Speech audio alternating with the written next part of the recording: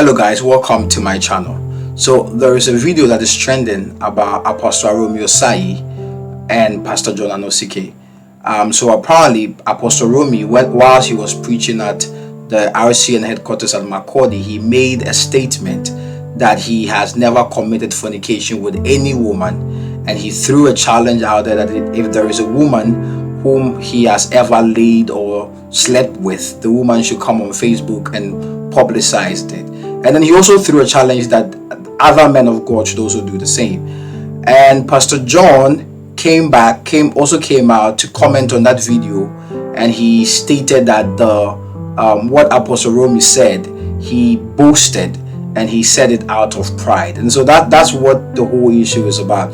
And so I want us to watch the two videos. I'll come back and I will share my opinion about what I think about the two statements that were made by Apostle Arome and then Pastor John. Now, before we watch the video, I just want to issue a disclaimer that these men are genuine men of God. I believe in their ministry. I've been blessed by their ministry, and under no circumstance will I ever say something ill or something bad about them. The purpose of the video is to share my perspective on this matter, and also to bring some form of clarity so that people who have heard what's going on and are confused at least can find some form of explanation, at least from the biblical perspective. So let's watch the video and come back. Any woman that you know that have slept with you before, go to Facebook and cry, shout. I challenge every pastor to do that. that claimed himself to be a teacher said, give a challenge. If you're a man of God, you've never slept with another woman, come out and say it. I can say it boldly. Say, really? Look at that, is boast. Okay guys, so welcome back. So after watching the video, the first question we need to ask ourselves is that, is Arome wrong for making that statement?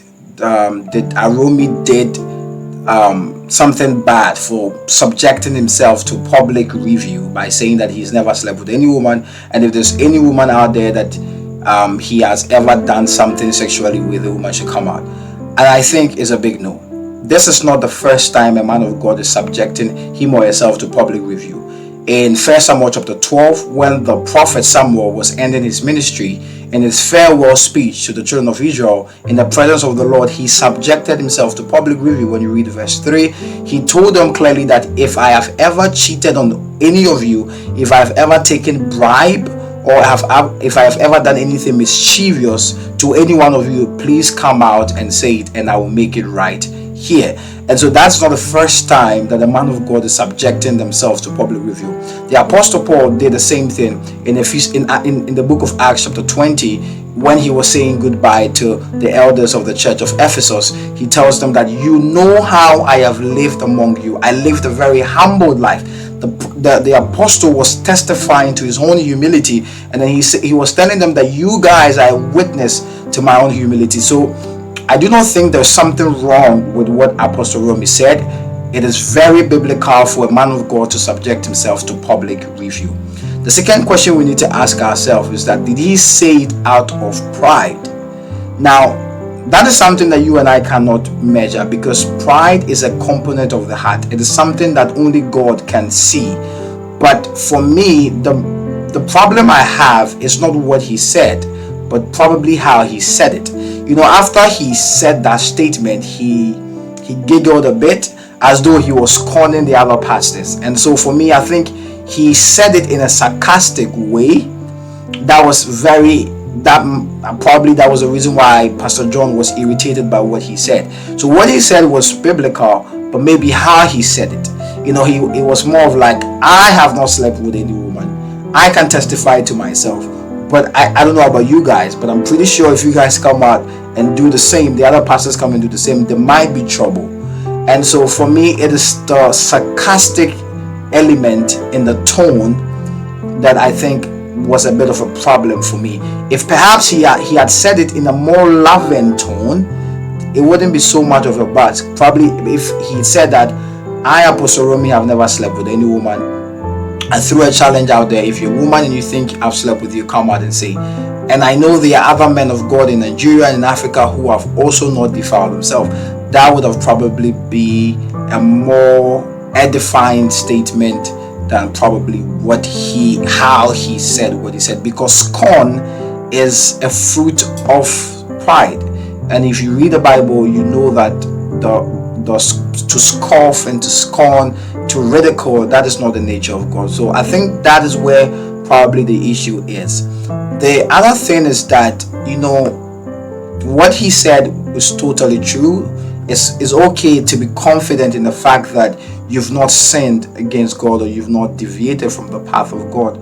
But the other issue is he did not acknowledge the grace of God. Well, I need to say I've not watched the full video, so I don't know that in the course of the sermon he did acknowledge God. I'm only commenting on the video that I saw on YouTube. You see, Paul makes the same statement in 1 Corinthians chapter 15. He talks about the fact that he has labored more than all the apostles. But then he says he did it by the grace of God. If Apostle Arome had said that I have never committed fornication against anybody, but it is by the grace of God, I think that would have been a more wholesome statement than what he just said, that he's never committed fornication. It makes it look like you are saying that you have sustained yourself, but we know it is by grace that we have not sinned against God. So for me, I think there's no problem with what he said. It's only perhaps maybe how he said it. Okay, how he said it. And if he had said it in a more loving way, probably there wouldn't be any problem. Now, in terms of what Pastor John says in response to Apostle Arome's video, I also think that Pastor John could have commented in a better way. But to say that Apostle Arome would fall out of grace is so far-fetched. Even if Apostle Arome said something like that, for Pastor John, maybe he could have said that a pastor said this. I think he may have spoken it from pride. Let us pray for him. You see, the body is one. We are not supposed to promote division. We are supposed to be united. So if a man of God that is being used by God makes a blunder, we are not supposed to come and castigate it. We are supposed to protect and conceal ourselves. So I think Pastor John could have also made a more loving statement that would have benefited the church. I just want to use this opportunity to address and speak to some of the young pastors and young apostles that are coming up. We are in a generation where almost everybody is in the correcting ministry. Everybody comes on YouTube, comes on TikTok, and corrects what somebody else did wrong. We need to understand that the correction ministry requires three major things. It requires love, it requires humility, and then it requires wisdom. It is easy to correct. It is not easy to be corrected. And so if you feel like God is calling you into the apostolic ministry, you need to let love lead. Because when you're so focused about bringing revelation and bringing perspective and saying who is wrong, who is right, how this doctrine is wrong, how your doctrine is right, the objective of the revelation that God has given you is not to bring division, is to promote unity, to bring balance to the body. And so whatever you're teaching, your main objective is to win the people you are speaking to. If at the end of the day you speak plenty English, plenty grammar, give all the revelations in the world, and you still lose the people you were sent to, it just costs 90. And so we must let love be the compass that guides us, that even when we are telling people what they've done wrong, we must communicate it in love. Two, we must be humble. If you think you're an apostle that God is going to use to bring order, you need to understand that as though God can use you to bring correction, you also can make mistake. And so you need to be able to sustain the posture of being corrected, that you are not the only person that is always correcting, that you can also come and be corrected. A man that can never be corrected should never be given a platform to correct people, because if you can't exhibit humility in terms of accepting when you're wrong, then we cannot trust your ministry. The third thing is that we must use wisdom. You see, sometimes knowing what is wrong does not mean that you go and just say it.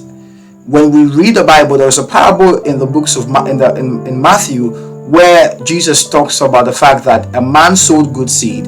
The enemy came to sow tares. The next day, the workers came and told the man, let's go uproot the tares. And the man tells them, no, wait till they all grow up together. You see, it takes a lot of wisdom to bring balance to the body. When you stand on your platform and you say this man is not good, this man is from the devil, and pastors are fighting each other, what we are doing is we are causing division in the body. Baby Christians who are not grounded will be uprooted. In an attempt to uproot false prophets at the wrong time will cause other baby Christians to suffer.